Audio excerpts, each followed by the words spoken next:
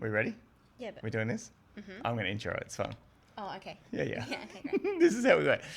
All right. We are bringing the conversations that we have weekly, daily, hourly to a podcast. Yeah. But we thought we would introduce ourselves. But what better than the computer-generated AI magic machine Yes.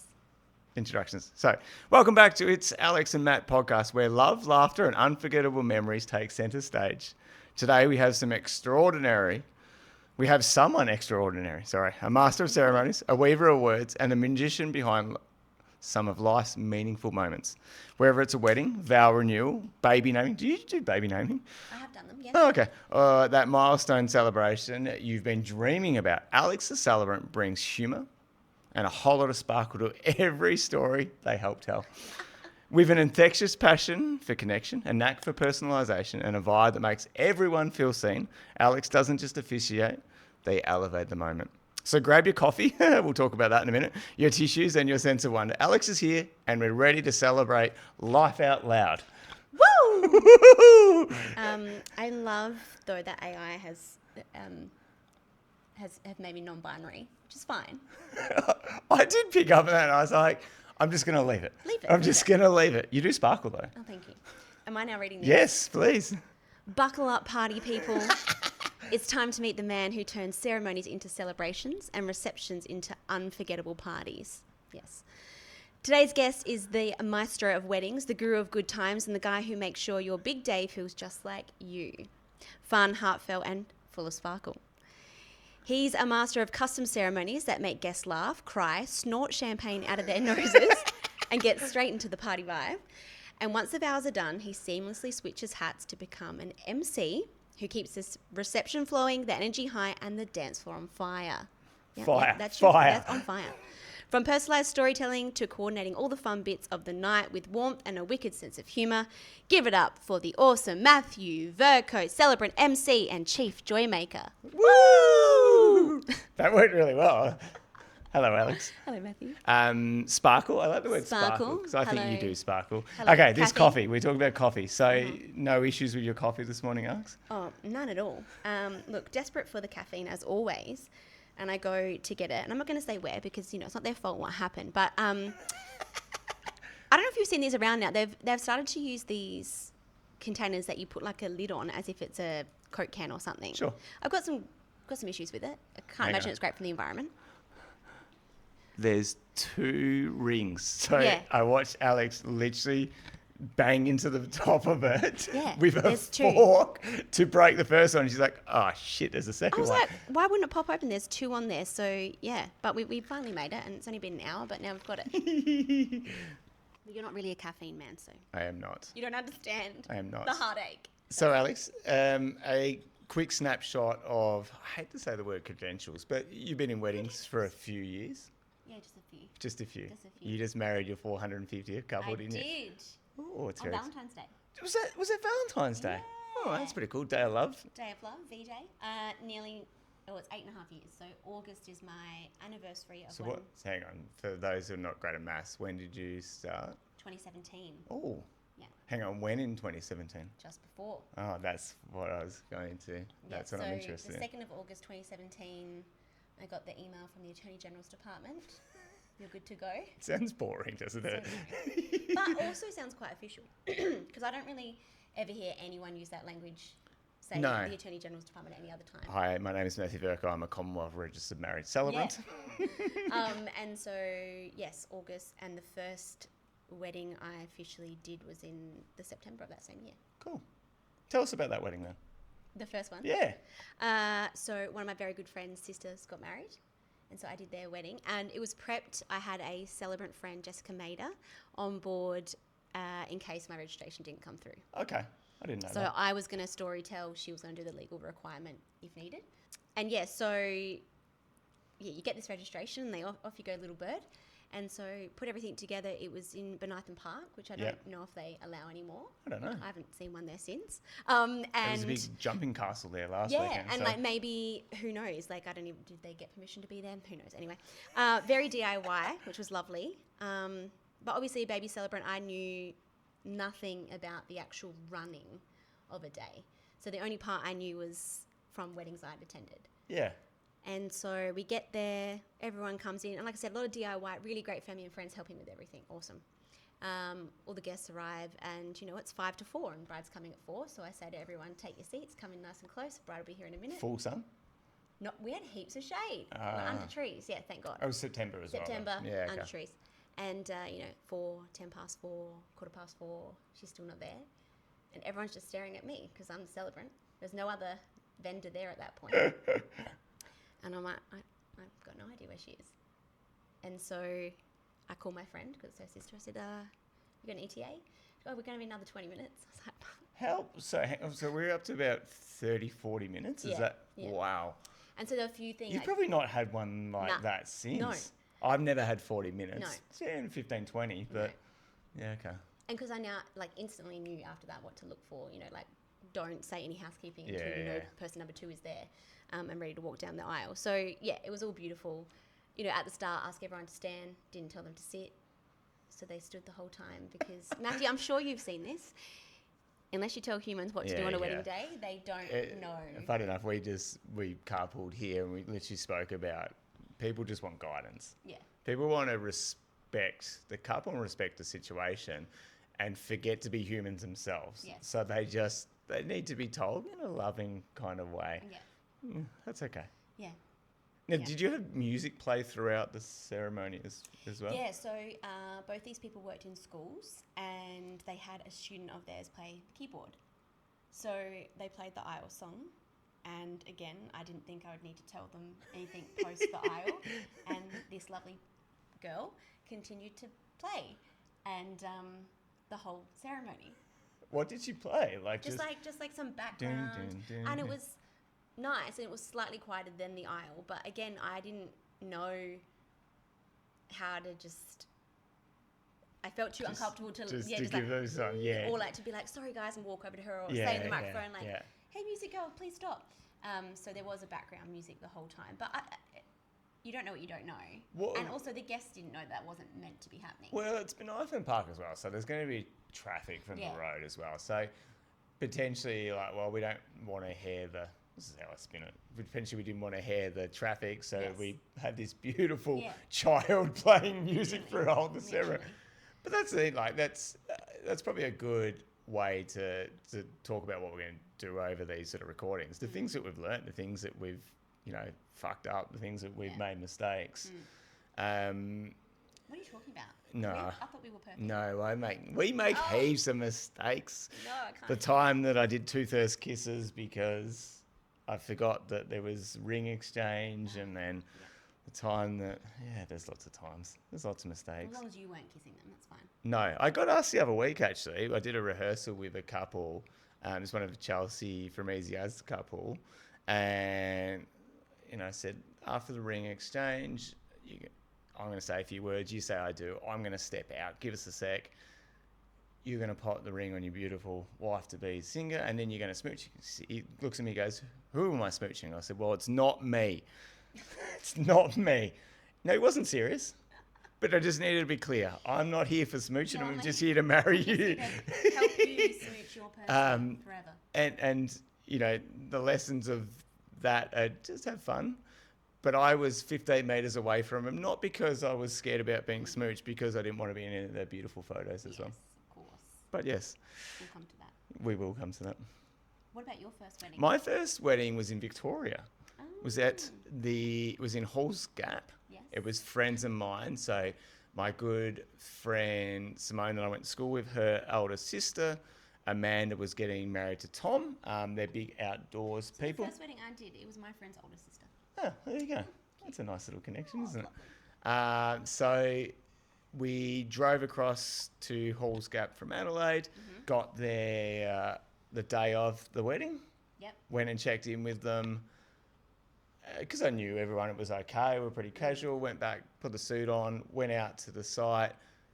So things that I never do now, I always know where I'm going, so you can direct traffic. So I'm kind of trying to direct traffic at almost a national park without being there before. So As in literal traffic, like cars? Oh, no, people. Yeah, people. Okay. So what are we going to do? How are we going to use the timings? And I guess, so I'd emceed 150 weddings before I married anyone. So kind of few. just a few. So kind of knew how to direct people and, use my voice and use cues. So I think it went all right. Actually from memory, don't have any things like, oh, I wish I could have done that. Wish I did that. They signed on each other's backs. I love that. Did a post-ceremony signing, which has become a bit of a staple of mine, which I didn't create it. I've seen other celebrants do it, but I think it went well. My best mate, I just picked on him throughout the ceremony. He wasn't in the wedding party. He was just one of the guests. You're like, let's just roast this guy in the crowd. I don't want to be disparaging to places that I've married a couple, but it may be the most beautiful place I've ever married anyone. And I don't think I got to enjoy it. Yeah, of course. Because I was, caught up in a bit of it. I stood off to the side, so I knew that was one thing I always wanted to do. I can't remember if I did like a custom ring promise or what I did. That sort of developed over time, where I now basically summarise their story and pop it into their ring exchange. Yeah. You've not seen me do a ceremony. Not a full one, only our elopement. No, they were a bit different. Yeah. But yeah, so that was fun, and then went and MC'd it, and it was fun. So you drove to Melbourne the same day? No, we drove to Hall's Gap the same day, yeah. The same day as the ceremony? Yeah. How far is that? It's like 5 hours with kids. Cool. Day after the wedding, my son, just not eating his hot chips, like, oh, this is not great. And he's got like a temperature, had to go to Stall Hospital to go get some antibiotics. I will say the people at Stall Hospital were great. They're like, here's some drugs for your child. And he was much better after that. God. So it was eventful. It was fun. Yeah. We had paella for dinner. That was good. Oh, stunning. Love it. I love it. That's so good. And so is that the only one you've done in Victoria? I've done another one. Yeah. I did one at the Melbourne Museum. Oh, beautiful. It was lovely. Cool thing about Melbourne Museum, they've got this beautiful space out the back. It's got these massive trees. But the couple get permission to go and get photos with the dinosaurs. Oh, I love that. Yeah. That's cool. Triceratops and... I don't know if they're allowed to in the Adelaide Museum. I don't know. The Adelaide Museum space is beautiful out the back. I don't know if they're allowed to go in. I'm not sure. We'll find out. I'm not sure. Will we? No. We won't, but someone tell us. Sure. Let me ask you then. So you MC for so long. What Yes. then made you go, wait a minute, I want to do... I don't just want to do the reception. I want to do the ceremony. I started going along to the ceremonies because I could be there, and I just thought, I could check out what was going on at the ceremonies and if I could use anything at the reception, even if it was something simple like they spoke about dancing, I could then mention something when I introduced their first dance, for example. Awesome. Or you just got a bit of a feel for what the crowd was like. And then I just started to think, well, maybe that's something I could do, but I could bring the sort of the MC side of things where you're talking to guests and the organisation. And quite frankly, I thought I could do a better job than some of them I was going to. Now, that is not a blight on a lot of the great celebrants, because I went and seen my friend Malibran, who I was like, yep, she's doing a bang-up job. That's kind of where I want to be. And I got to meet Cam and Vicky. I don't think I met you, Alex. We've sort of met a little bit into my wedding journey. Yeah. But I was like, okay, well, there's better things I think we can do around first kiss and positioning and things like that. And just, as I said, I like to talk to my crowds. Yeah. The first thing I do when I go start a ceremony, all right, family and friends, who's excited for a wedding today? Yeah. And people cheer and they're like, oh, cool, we're actually going to have a little bit. And then, if I've got one person that's waiting for an aisle entrance, I'll introduce them, big round of applause. And then I ask them questions. Yeah. How you doing? How you feeling? Yeah, great. Yeah. And that is, you might think that makes them more nervous. It actually relieves a bit of that tension. And then the crowd are like, yeah, this is cool. And, are you looking forward to seeing your partner? And then you get the tears sometimes. I was like, beautiful. That's what we're here for. So that's what I like to bring. That's what I like to... Also, I was a full-time dad. I didn't want to get a real job. And I thought maybe this celebrant side of things could, provide an income or enough of income that I can have the flexibility to drop my kids off at school, pick them up, and not sit behind a desk because little undiagnosed, I don't have a great attention span. People talk about my wedding style. It's energetic, and it's energetic because I don't know any other way. Yes. So to round up your question, I was introduced to the ceremonies. I thought it was bloody fantastic. Yeah. I messaged you the other day, said I'm really enjoying writing this ceremony. Yeah. I still get a great joy out of that. I think you have to. If you Yeah. don't get any joy of running the ceremony, probably not the right job for you. No, and it can, I don't want to say it can feel like a chore because it doesn't. I really enjoy writing. All mine are custom. Everything is from your questionnaires. When I have a lot of information, it makes it a lot easier than, trying to fluff some things out a little bit. But what I've really enjoyed recently, not even recently, is emotion. Yes. Like, we will talk about, I really want to talk, you and I talk about nerves and emotion and how important your celebrant is to you on your wedding day. But I feel like I'm in a really unique position as well as a male. Yes. If I've got a couple that has one or two men in that wedding, I'm really in a special position that I can tell another man that it's okay that they're showing emotion. Absolutely. Clearly connect if we've got a bride as well, but I don't know. I think men are still scared to show that emotion. They don't want to be vulnerable. So as a male, that I can mess around with, don't get me wrong. Absolutely can mess around with. But being in a position that I can say, that was really beautiful. I fucking love that. I think is really reassuring to some people because they might be really emotional with their partner and then the realisation like, oh, there's people that see me. Just that you've done a great job. You should be really proud of that. I think makes a really big difference. Absolutely. Yeah. I think it's one of your superpowers. Thank you, Alix. You're welcome. Thank you. Yeah, how did you get into it and why do you love being a celebrant?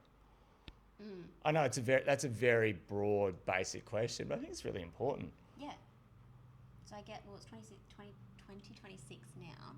Yep. So it would have been 2016 that I started my studies. And it was literally just because it was when everyone started getting married in my friendship groups and I was going to weddings and I loved them. And I would look at random wedding videos online and my partner at the time would be like, whose wedding video is this? I'm like, I don't know, some random. And one of my friends said to me, she goes, I really think you need to be working in the wedding industry. And I said, well, what am I going to do? I'm not a photographer. I don't want to be an event planner. You are the MVPs of the industry, but I could not deal with you are unofficially an event. I am unofficially. I ended up doing it, but like too many balls to juggle, too many personalities to deal with. And someone's like, well, why don't you be a celebrant? You love storytelling. You're the first to jump up and give a speech. You're great at organising. You love. And it was just this light bulb that went off. And all these things. You can talk as well. I can talk pretty well. All these things clicked. Like in year 7 and in year 12, I did the class address at the end of the year. Cool. I did debating. I said, I love giving speeches, and it was like, oh yeah, this is actually such a light bulb moment. As soon as I started, I loved it. And there's been, peaks and troughs of that, of course. But why I love being a celebrant, there's almost too many reasons to say. I love being the permission giver to couples getting married. So often we're in a privileged position of a couple a lot of the time, and especially now, not so much when I first started, but now we're one of the first vendors they'll book. Yep. And so there'll be these ideas, or you'll kind of see hesitancy about some things, and I love to be that permission giver that kind of goes, yeah, you can enter your ceremony together, or no, you don't have to do vows, or yes, you can, or of course, your cousin can give the rings even if they're not in the wedding party, or you don't have to have a cake. Yeah, that's a big one, isn't it? These things. Does the best man have to give the rings? Yeah, absolutely not. Or do they have to be the witness? No. Yeah. So I love that. I love the fact that I can, similar to you, help people share their emotions and hold that space for people. It is such a privilege, and it doesn't matter how many weddings I've done. It doesn't matter what kind of day I'm having. When I get there, there's always something that happens on a wedding day that will make me go, oh, this is such a privilege to do this work. It really is a privilege. Yeah. I don't want to ever undersell that. Being able to be in that space, particularly if it's, regardless, if you're next to them during those vows or if you're off to the side, I think it's always such a special place to be invited into. The fact that we get to help people with those vows and make them feel good about them, I think is pretty special. Yeah. Your superpower is very much being able to connect with people and look after people and make them feel safe. Like you make me feel safe. I've said this to you before. You make me feel really safe. Sometimes when I don't, you're gonna make me emotional already, Alex. I didn't even say you said I it. know. I didn't say it. Your special power is very much as soon as you are, and it's really important. We are people as well. We have things that are going on outside. You know, your beautiful Murphy was going for a rough trot, and I would speak to you, and you know that was pretty heavy for you. But as soon as you turn up, the lights are on, and that microphone's on. You are 100%, 150% there for your couple, but you're there for guests as well. Yeah. Like that's your superpower. We spoke about this on the way here as well. You know, if someone's feeling unwell on the third row, you're going to see that. Yeah. Like that's really important as well. As much as we are empowering you to make decisions for you, and it is really important for your ceremony, we are there to help everyone have a good time and to be safe and to enjoy that experience. Because ceremonies, and we are very biased, and ceremonies, in my opinion, and I do a lot of receptions in UMC, ceremonies are the best part of the wedding. They are. It still shocks me when I get... No, it doesn't shock me. It makes me feel very happy when I get a message from a couple afterwards and they're like, you know, thank you so much for everything you did. And the ceremony was great. You know, we both agreed it was our favourite part of the day. We weren't expecting that. And it's like, that's such a beautiful response to get. Absolutely. And it should be, because I'll still stand by, if you're not planning for your ceremony to be the best part of the day, to have the most feeling, to have the most joy, then what are you doing? Yeah. It's just a party. Yeah. Like, if you don't have people at the ceremony then. Hey, we love dancing. I love dancing. We love dancing. We love it. I would like to see more dancing after a ceremony. I'm going to put that God, on the that'd be cards. so good. It'd be great. Sunset, sun goes down, ceremony, into some dancing. Anyway, we could do an episode of things that we would love to see. God, like, I've still never done a ceremony that's had like a flash mob or something. Like, I would love that. I saw one yesterday at a 75th. I would love that so much. I had a question, because you're an old timer. Wow. What do you think's been the biggest change in weddings from, I'll say 2016, 2017. Obviously, and thank goodness, it should have been done a lot earlier, same-sex marriages coming in. Yes. That's something I want to talk to you about, definitely. But, you know, what do you think's been the biggest change from 2016 to 2026? Even 10 years, mate. That's pretty good. 10 years knowing about Yeah, 10 years next year. Don't forget to throw me a party. I'll throw you a party. 2nd of August is the anniversary. Is it? I'm going to have to put that in my calendar.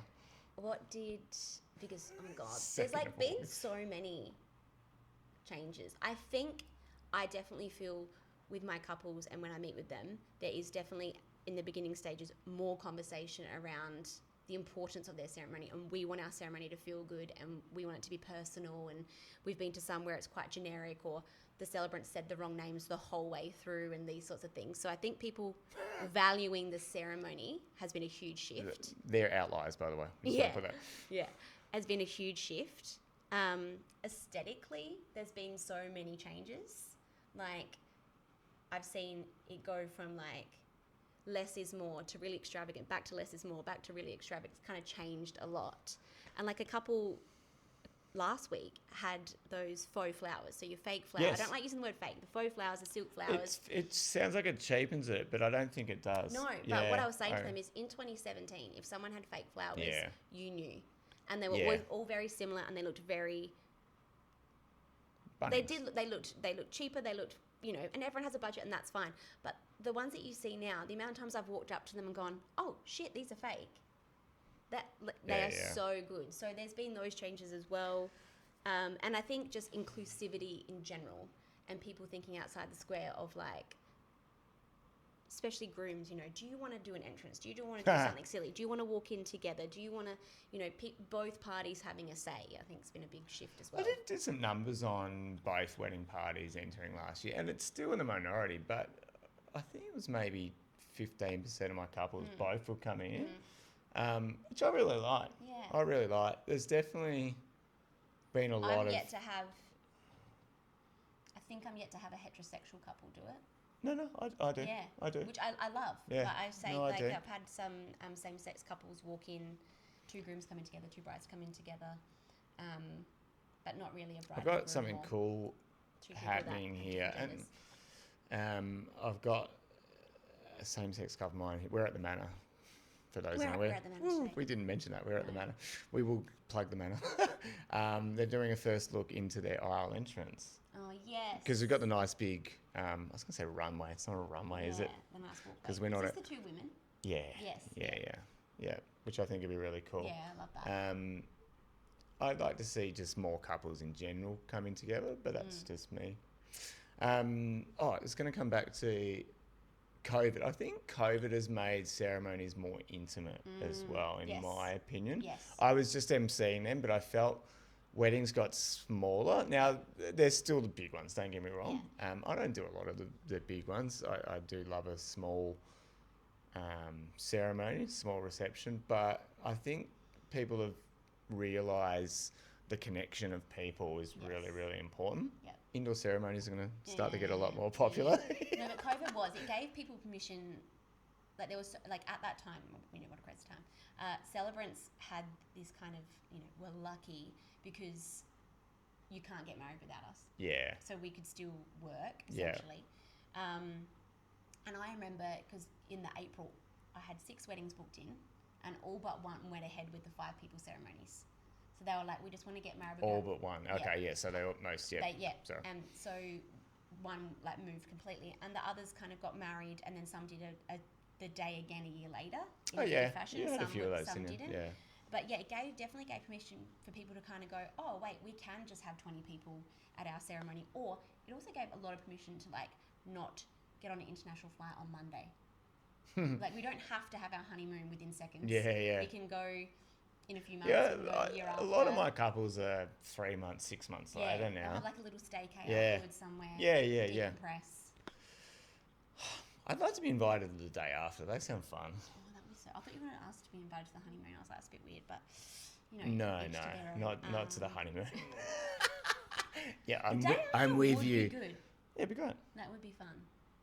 Yeah, that'd be good. Anyway, just putting all our hopes and dreams out there. Yeah, I know. In saying that, then we're then Put going on your to a bucket wedding list. the next day, or I have children that I need to do things. I'm just going on a 3-day wedding bender. No worries. Yeah. Bye. Love you. Yeah.